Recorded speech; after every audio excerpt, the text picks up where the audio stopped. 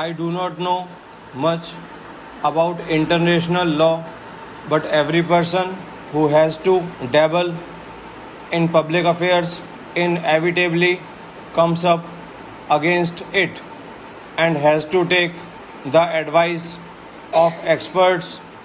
I have a vague recollection that connected with this idea of international law, there were at various times in the history of Europe concepts like the Holy Alliance, a certain number of countries binding themselves together for various reasons against other countries or other forces which did not go along with their thinking. That, of course, is contrary to the very concept of internationalism. Today, we see certain tendencies of the revival of holy alliances. They are not called by that name, but certain groups of nations function more or less on the basis of the Holy Alliance idea. They consider themselves the center of the world and expect other countries to fall in line.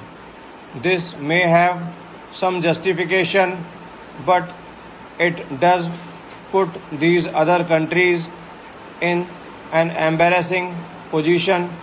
Either one joins the Holy Alliance or one is outside the pale of international law in a sense.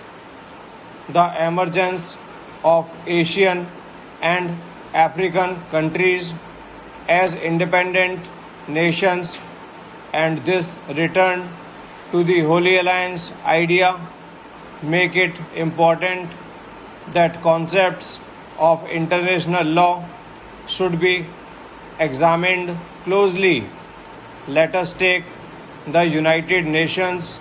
I think it was supposed to be an international organization inclusive of all the independent nations of the world.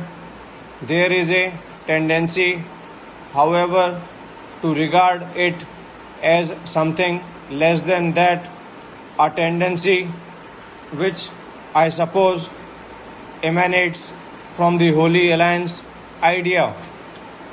This in turn has affected other problems also.